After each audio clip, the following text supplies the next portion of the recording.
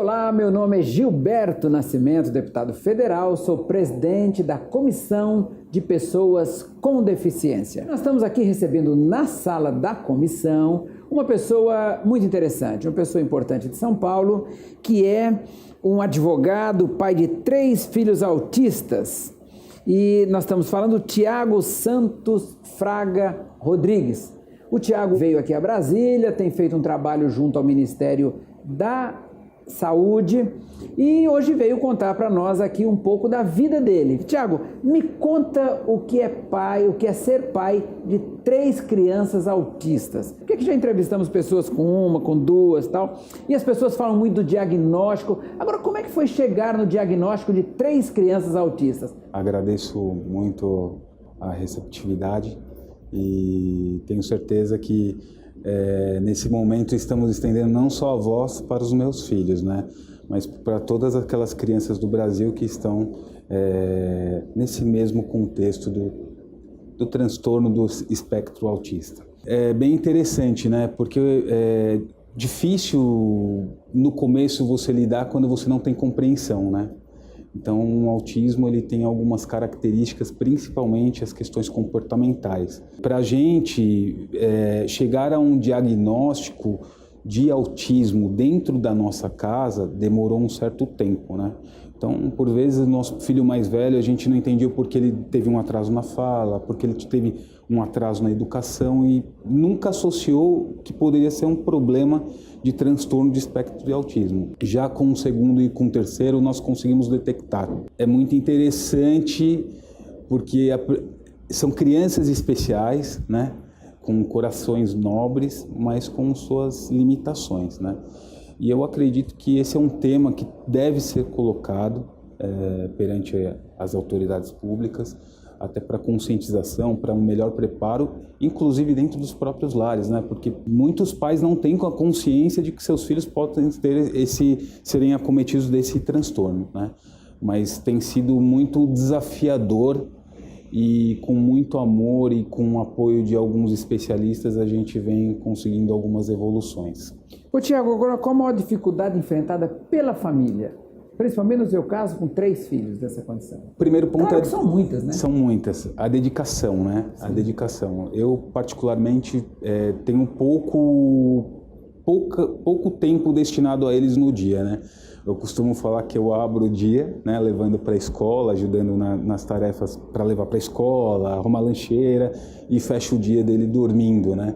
Mas o desafio forte mesmo é da minha mulher e acredito que de muitas mães e pais que se dedicam, acabam até abdicando de suas próprias profissões para poder dar maior atenção, porque realmente uma criança, elas são crianças normais. A gente fala do espectro do autismo, mas são crianças que naturalmente podem estudar, podem brincar, podem ter uma tarefa normal como qualquer outra criança, mas elas dependem de uma atenção para um melhor direcionamento, seja na educação, seja no convívio com as outras crianças. Seus filhos, eles estudam em escolas especiais ou escola normal? Como é que é isso? No começo colocamos uma escola adaptada, né? E depois optamos até por uma questão financeira, né, por ter 3 filhos, né. O interessante foi que a escola se interessou em desenvolver um projeto piloto para adaptar essas crianças ao mundo normal da educação. Ou seja, hoje eles estudam na grade normal e vem sendo feito um trabalho dentro dessa escola para que as crianças estejam inteiradas com as crianças portadoras do espectro do autismo. A sua esposa lançou uma página na internet, né, para falar um pouco sobre a questão do autismo, né?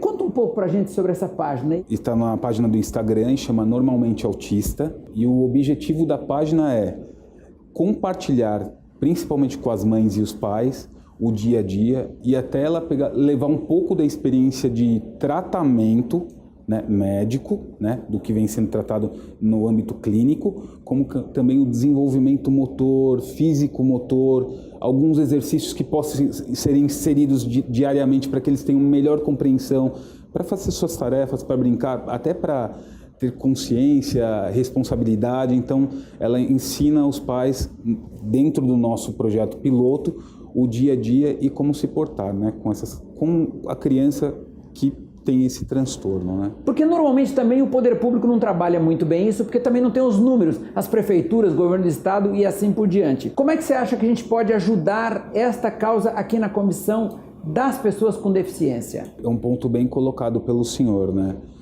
Eu acho que isso é um tabu, né? Não temos mesmo uma estatística comprovada, um número geográfico que demonstre toda essa população, né? Dessas crianças, inclusive até de síndrome de Down. O que nós podemos pensar numa melhoria na legislação? Eu acho que hoje, até para a medicina, o diagnóstico ele é muito recente. A gente, conversando com a nossa médica que cuida das crianças, fala assim, eu brigava muito dentro dos fóruns, dentro dos debates das escolas de medicina em São Paulo, falando, olha, esse comportamento é um comportamento de uma criança que tem o TEA, que tem um transtorno do autismo, né? E até para enraizar isso dentro da medicina, custou um pouco, né?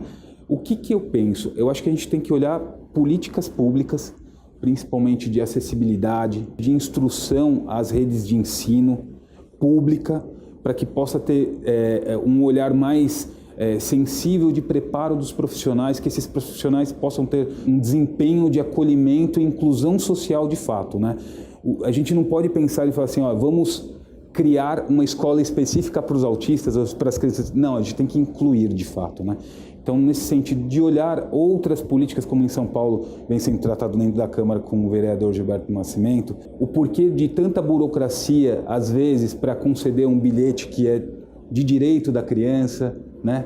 Um médico, um tratamento. Então, acho que a gente poderia trabalhar nesse plano de políticas públicas, de melhorias, não só para as crianças, mas para todos que estão ao redor, todos aqueles que participam. As próprias vagas, por exemplo, de estacionamento, nós tivemos um caso aqui, estamos trabalhando isso.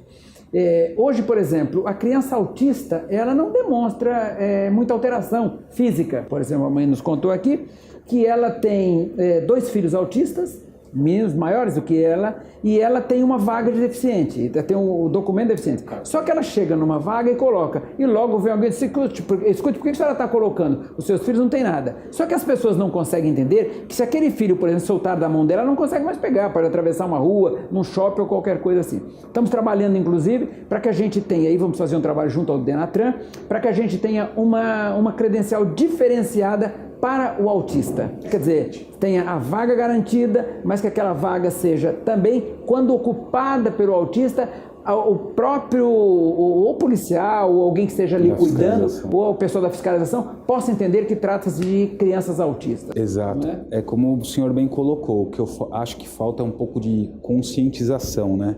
Por isso que a gente fala sempre em conscientização e talvez esse pedido de audiência pública ou de desenvolvimento de reuniões dentro da comissão no viés de desenvolver a conscientização. Eu tenho esse cartão em Guarulhos, né, cidade que eu resido, mas ele vem com um símbolo do cadeirante, né?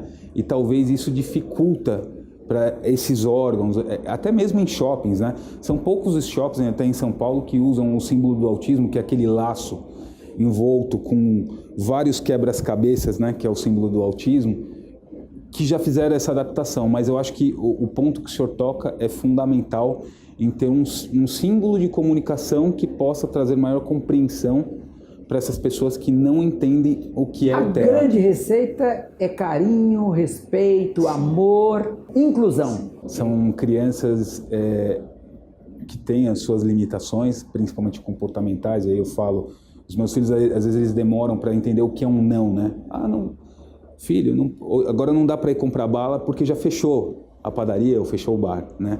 Mas são crianças com uma grande espiritualidade e um coração muito nobre. Conversamos então aqui com o Tiago, pai de 3 filhos autistas. A esposa dele tem uma página na internet que eu gostaria que ele repetisse novamente aqui para que as pessoas acompanhassem. Normalmente autista no Instagram.